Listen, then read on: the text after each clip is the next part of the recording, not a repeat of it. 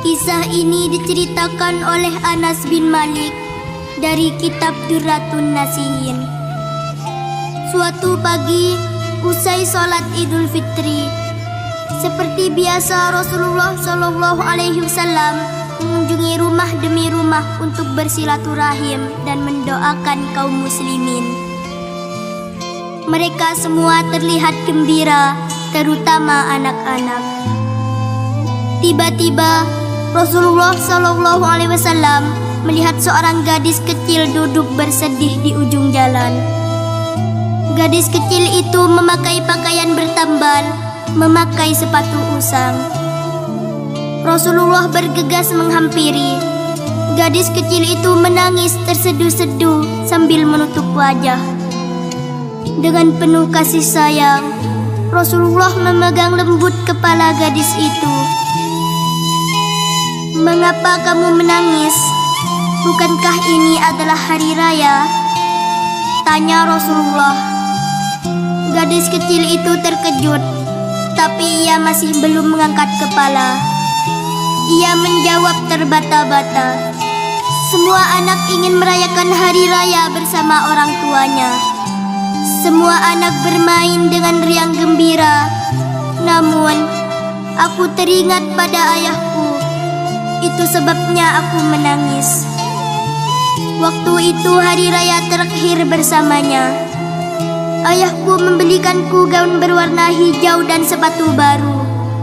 Suatu hari ayahku pergi berperang bersama Rasulullah hingga ia terbunuh. Kini ayahku telah tiada. Aku telah menjadi yatim. Jika aku tidak menangis untuknya, untuk siapa lagi?" Mendengar penuturan gadis kecil itu, Rasulullah SAW turut bersedih.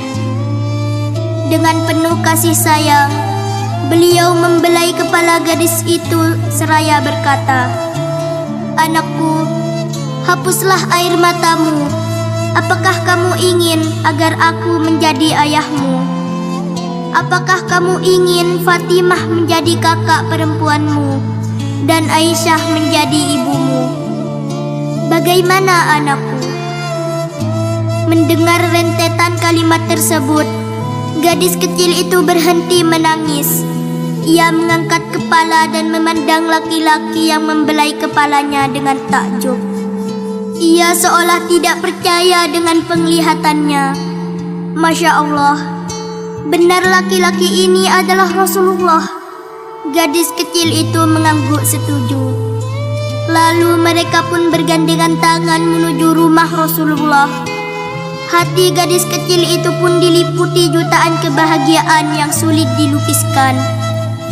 Ia berjalan sembari menggenggam erat tangan Rasulullah yang lembut bagaikan sutra. Sampai di rumah, wajah dan kedua tangan gadis kecil itu pun dibersihkan dan rambutnya disisir. Ia pun dipakaikan gaun yang indah serta diberi makanan dan uang saku berhari raya. Kemudian ia diantar keluar untuk bermain dengan anak-anak lainnya. Tentu saja anak-anak lain dan para orang tua merasa heran melihat perubahan yang terjadi pada gadis kecil itu. Mereka bertanya, "Hai gadis kecil, apa yang terjadi? Mengapa kamu menjadi sangat gembira?"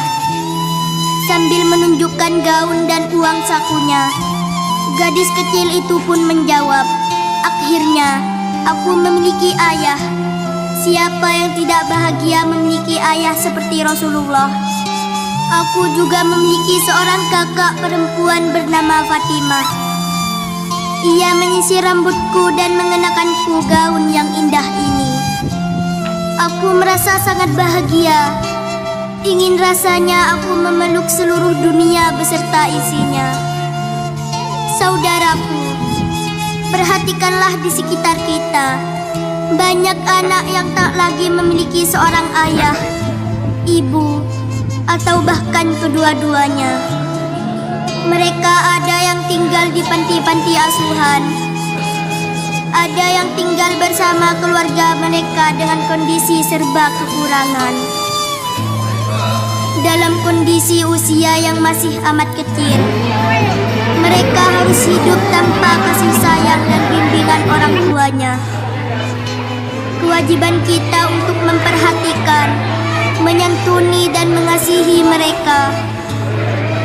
Rasulullah SAW telah memberikan teladan betapa beliau sangat menyayangi anak yatim. Sebagai umatnya, selayaknya lah kita mengikuti contoh yang ditunjukkan oleh Rasulullah. Mari kita rangkul mereka dengan penuh kasih sayang. Kita bawa mereka menuju hari-hari bahagia dan masa depan yang cerah. Karena mereka pun berhak semua itu.